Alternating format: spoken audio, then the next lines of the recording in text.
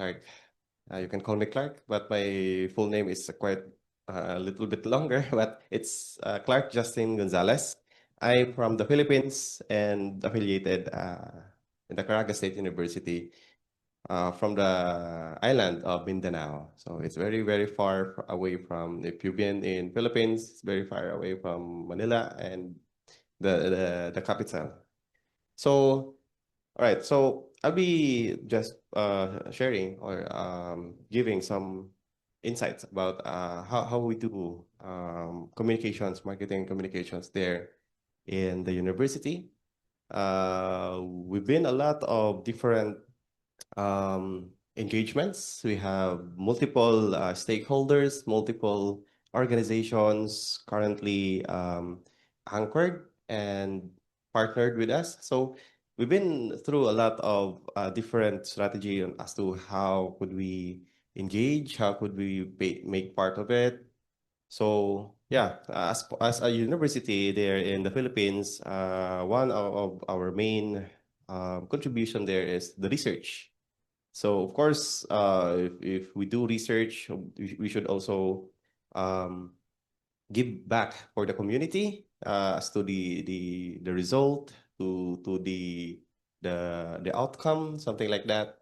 And before we can do that, of course, we have to communicate. We have to strategize as to how can we reach those people there, especially if they're in a remote area. It's kind of there's something like a barrier between those cultural restrictions, or maybe some with indigenous groups. Yeah, it's a bit challenging there, especially in terms of how could we connect to them, how could we interact, and how could we expand our services to them.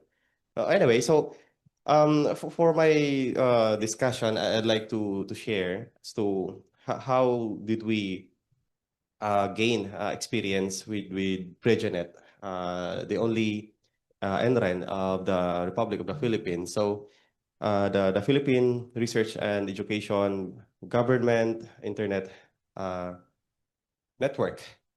So it's being uh,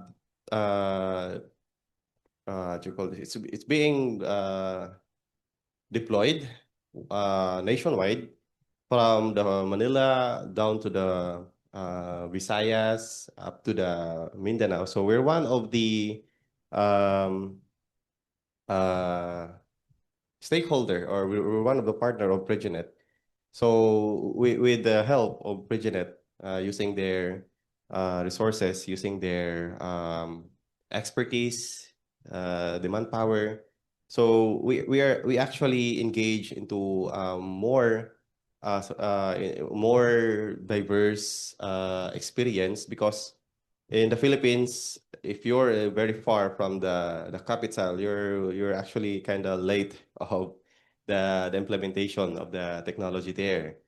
So what we're trying to to do is we engage with Pregenet. So with the help of Bani and Director of France in the Philippines. So we get to communicate and interact with them. And yeah, we've done a lot of things, a lot of deployments there, a lot of plans in the future. So yeah, that's for the background with Reginet with Caraga State University. So in the context of our channels in CARSO, or the Caraga State University, so of course it's very common nowadays.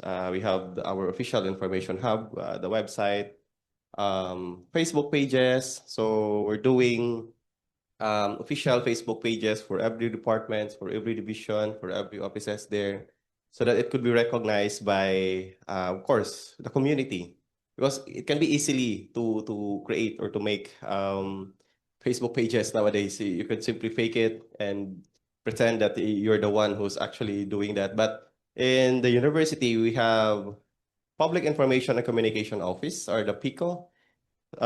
They actually validate, they have provided policy standards as to how should a Facebook page look like, that could be validated and recognized by the university.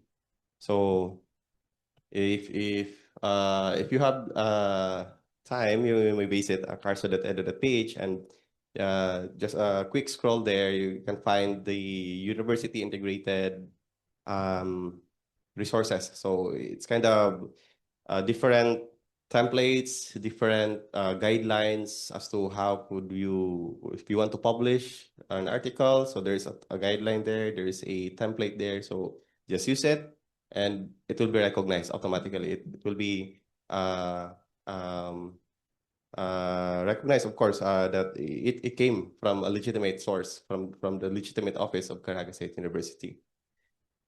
All right. So in the context of PreGenet, so yeah, as I mentioned, the one purpose of PreGenet is to connect Philippine universities such as Caraga State U, research institutions, and government agencies. So they provide networking technologies for collaboration, data sharing. So part of it is their HPC and Science Cloud core, and then act as a platform for communication and visibility at the national level. So they've been into government service for a very long time, and they have also different partners, different stakeholders in the discipline of telemedicine, bioinformatics, agriculture, earth monitoring, disaster risk, physics, and a lot. So what they're trying to do with their communication is, of course, they have their websites, they have their Facebook pages, and it's being part of culture of the Philippines, where if you have this kind of research and you have a similar research along with those existing research, so you can actually do some collaborations. So before that, you should, of course, execute a memorandum of agreement, memorandum of understanding, and that's it. You now have the network of those people behind those projects, behind those um, research. So the more research, the more collaborations, the larger the network can be created, and of course, the communication can be developed. So, of course, why we need multiple channels in terms of communication. Of course, for example, in our case, in the university, so we belong to a regional or a local level. In Prejanet, of course, they belong to the national and even international level or visibility. Now, if we combine them, if we combine together, we could actually build stronger ecosystem for research and education communication. So I have here some cause and effect that we've actually experienced by Prejanet. So the cause here is we try, or we attempt to communicate with Prejanet. So we've done by, of course, regular engagement meetings that could expose CSU or the CARSU to the latest trends and requirements in advanced networking. So with that, through discussions, through those exchange of information, we simply understood the value of aligning with the national standards, because we have laws, we have policies that we should adopt this, we should adopt that, and a lot of policy is being passed by the Philippine government. So for us in the local level, we should also try to adapt that. So we need the help of Pregenet, which is in the national level. So they act, of course, as a bridge sharing best practices, technical updates, because they're the one who actually provide direct communication with a different economy in the world, and also opportunities for collaboration. Now, for the effect. All right, so here's the effect.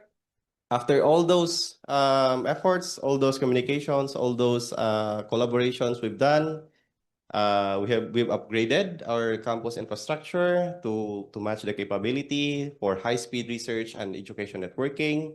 We've also joined EduRoam.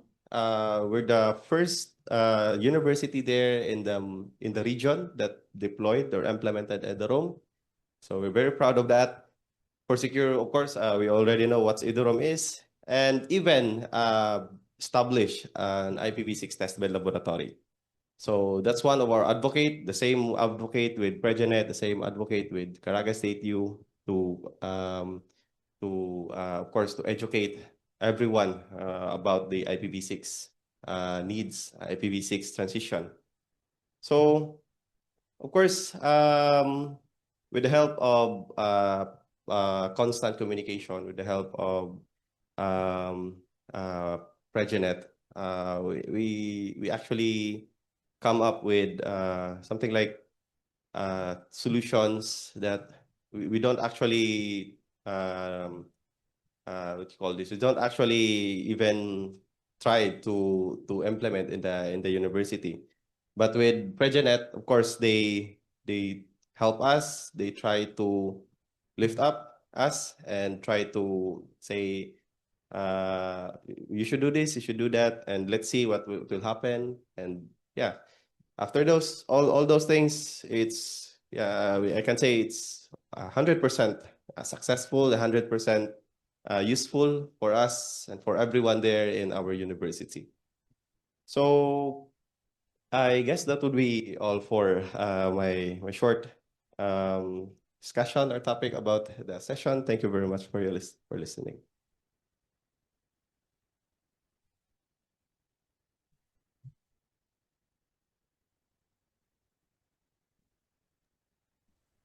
My mute button disappeared, sorry.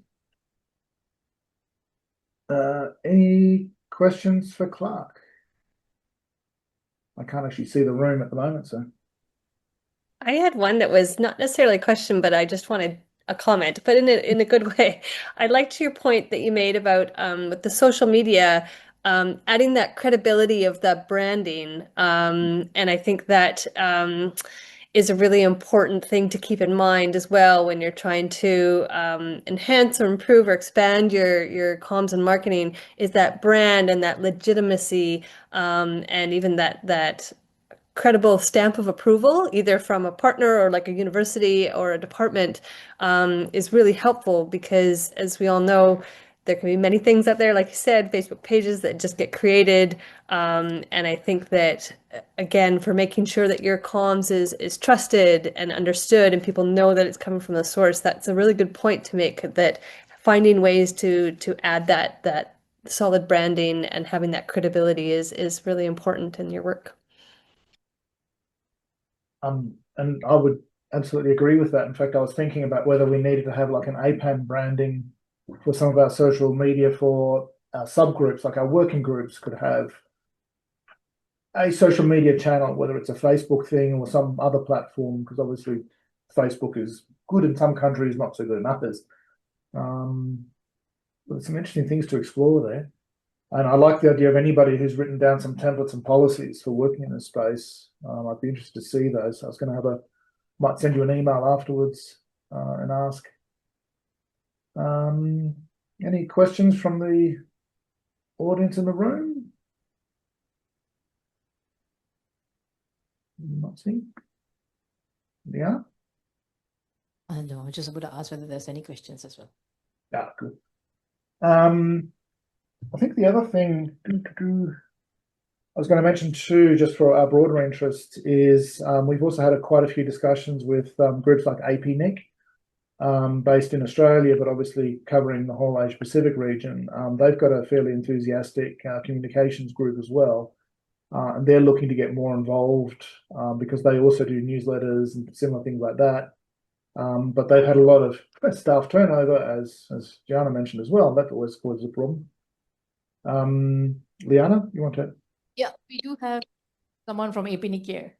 There's T here. Oh, T's here. Oh, there she is. Oh, sorry, you're at low resolution. I couldn't recognize you there. Hi, everyone. I'm T. I'm the Community Development Programs Manager at APNIC, and I'm part of the Communication Engagement team at APNIC. So since I've been involved with APAN, only really since last year, I have encouraged the communications team to engage with this group. I feel like they've got a lot of expertise and platforms that can support this group. So we're looking forward to exploring that and connecting with anyone who is interested in, one, contributing to our platforms in terms of content, or just looking for some advice on how to effectively communicate to whoever you're looking to communicate to. Thank you. That Thank leads you. me to a question actually for Clark. Have you shared this story with others outside of this group? Like, are there other universities or organizations within the Philippines that would want to see your good experience and pursue it as well? Like, has anyone come to you for lessons learned and how things have gone for you? Yeah, most of the local universities there also come to the school university and they conduct benchmarks. So they also wanted to establish what we have also in the Public Information and Communications Office or department. So what's the best practices they've been doing, and a lot of what you call this, a lot of relevant activities in the office. So yeah, most of them are from LGU, the local government units, and local university and colleges doing benchmarks.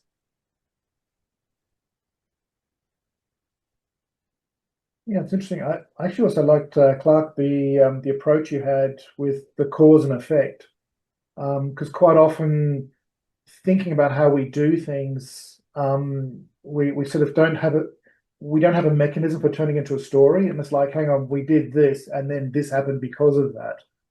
It flowed on. This sort of, there's a pathway, and how people progress through that is an interesting way to think about it.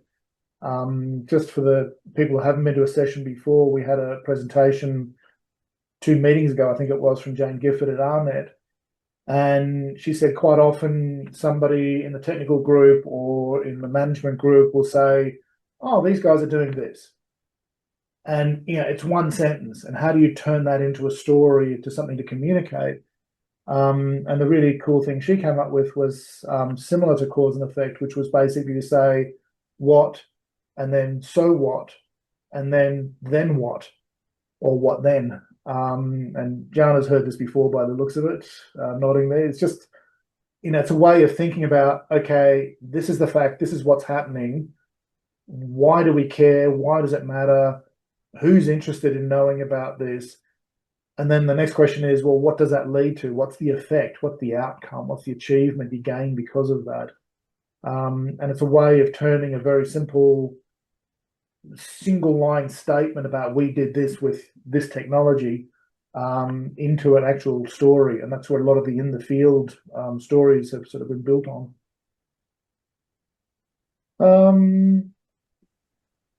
Yeah, I'll say for a lot of our case studies, we go by that a bit of a template, as you say, because that can just be a really nice starting point and get you to ask those questions. And we followed a very similar one where we'll say the challenge, what was done, and the outcome. So, you know, what they can do now afterwards. And, you know, we may not always follow that template, but it's a good starting point for you to ask the questions and get things going.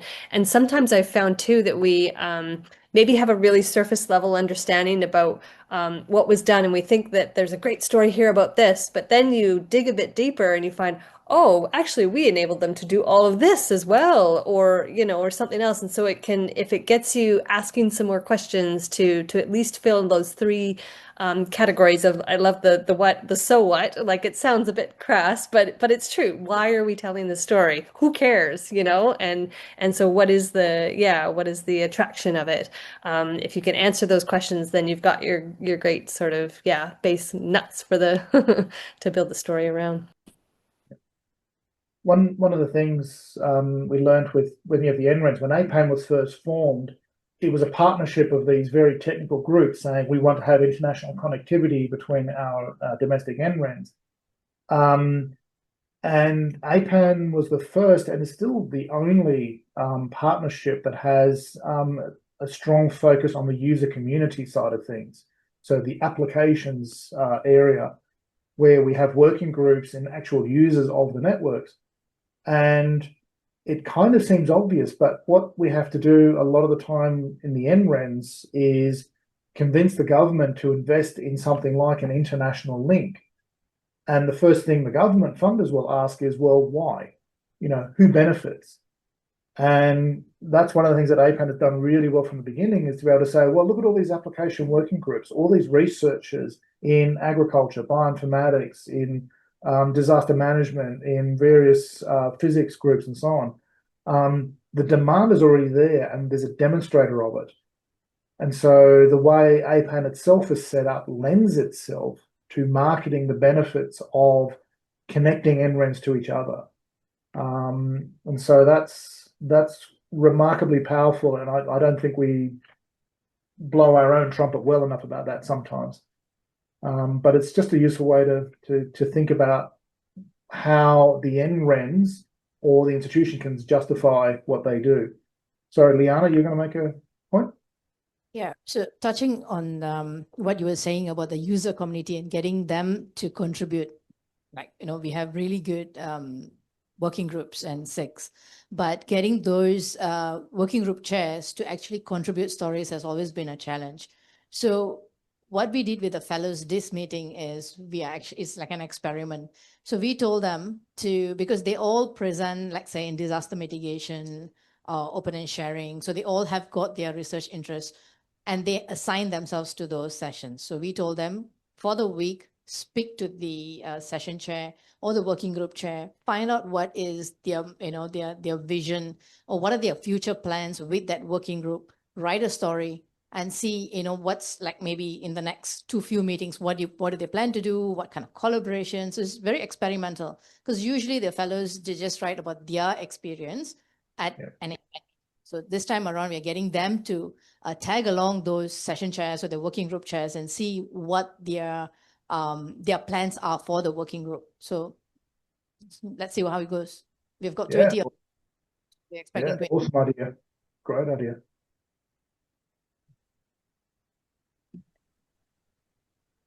And I guess your question too, and even that, it's always a challenge to think about content, right? And I think finding things to talk about can sometimes be a struggle, and we don't want to put out a newsletter with things that aren't engaging or that are of value to our communities as well. When we share things, we want them to be interesting and of value, of benefit, educational or awareness raising. And so I think it's good to try those creative ways of producing that content, because again, it's sharing a different perspective as well, like hearing from a fellow's side and the way that what they are taking from the experience and them looking ahead at what else they're going to do with the working group. I think being open to trying different things and being creative with your content is really good, because then people will read and digest it because it's something that they haven't seen before, or it's a new take or it's something a bit different. So that's a really great way to sort of, as you say, do an experiment, try something new. And if you get a lot of engagement with that, then you can, that's your tip.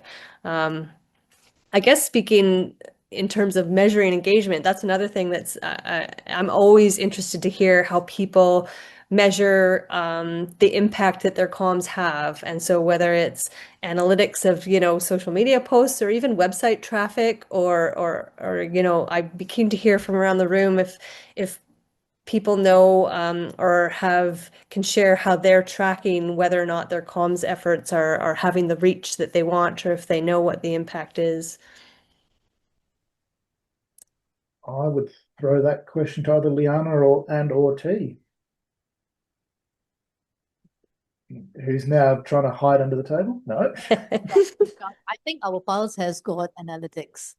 No, I think I saw Nafiu here. Oh no, he left because he's the one who did the Pulse website. So I think there is. We've actually not checked. We'll check. There should be. But something that we also realized was a lot of them have actually been reading our newsletters because they come up to us and say, okay, good content. So we know there is, we're not just broadcasting it and somebody's just, they're ignoring the content, right? So there has been good feedback on the newsletters, and we print out the Pulse magazine. So everyone who contributes to Pulse, we choose highlight stories or we approach them and we print it in a booklet form. So that's a once a year thing. So then it's distributed for both the meetings. So that's also another one. Yeah.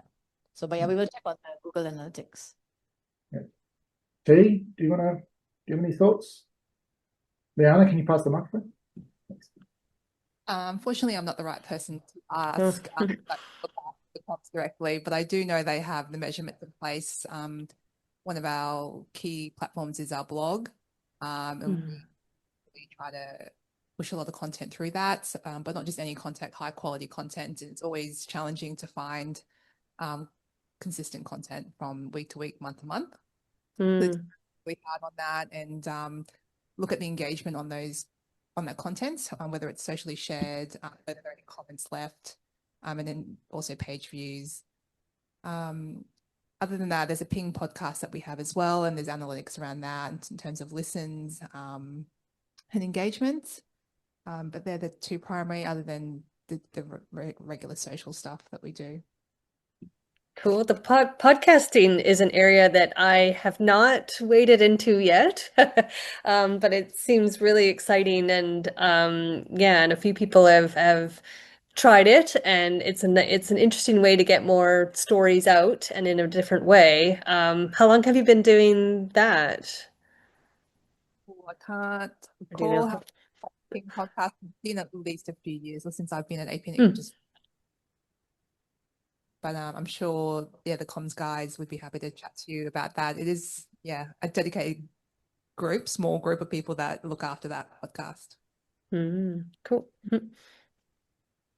Yeah, and that value of anecdotal feedback as well, like that Liana mentioned, it can be a really good indication of people are reading your newsletter, but if they don't come up and say that to you, sometimes you maybe won't know. But yeah, it's always nice to be able to hear in person from word of mouth if people are finding your comms useful. So good note there. I'll see if I can find the link for Shashini's talk as well and send that to you, because she did a lot of stuff with the social media analytics. So that was Twitter and Blue Sky and all the other various platforms, Mastodon they were using. Just looking around. We have experimented with hiring a freelance science writer to write some of our case studies as well sometimes, because I know it can be, if it's not in your role or in your job description, and you're doing this work off the side of your desk, it can be difficult, and especially, you know, you've got maybe this information in bullet points, and it can be intimidating to figure out how to create a story out of it if you don't have a template or if you don't have an approach. And so I'd encourage people to consider that as well, is that there are lots of experts out there in the community that you can reach to, and freelance writers, graphic designers, illustrators, if you need to communicate something and want to do it through a visual route, maybe instead of written. That's always a good opportunity as well. But I know budget can be a restriction there, but we've had some good success, because then you can get something back and you can edit it and adjust your messaging and say, okay, that's maybe too plain language, or it's getting too technical, but at least you've got something to work with rather than starting with a blank page. We've had some success there in bringing a writer in to try and fill that expertise gap when it existed. Yeah. That's actually a good reminder too. We've had a journalist that, or retired journalist, used to work for, I think, BBC and ABC, and he's now started sort of a consulting business, more of a training business about teaching science writing. So he's based in Melbourne, Australia, but he does a lot of online training sessions that you can subscribe to. He charges money, and which is fair enough. But he's a good communicator. He knows how to write and vary, adjust stories. And in particular, he said, if you're writing for other people, like if you're writing for newspapers or magazines and so on, you need to know their stakeholders too. They want stories in a certain style or technique or level or whatever, or to be topical, to meet their requirements. So he talks about that a fair bit as well. So if you're interested in seeing what he does, I can send you a link for that as well. That's Peter Spinks.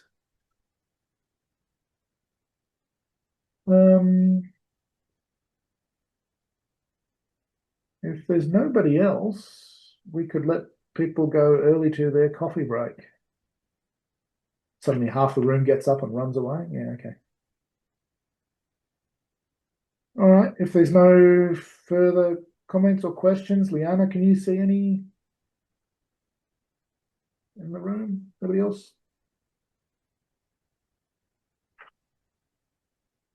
None, Marcus? Okay, I Send- might thank. Sorry, Session. say again. Sent you the link for Thajne's session. Ah, good, thank you. Yeah, thanks. In that case, thank you to Jana and Clark for coming along in various forms and presenting and giving us some ideas. And like I said, people look at the video recordings of this afterwards on YouTube as well. So there's some more analytics we can look at.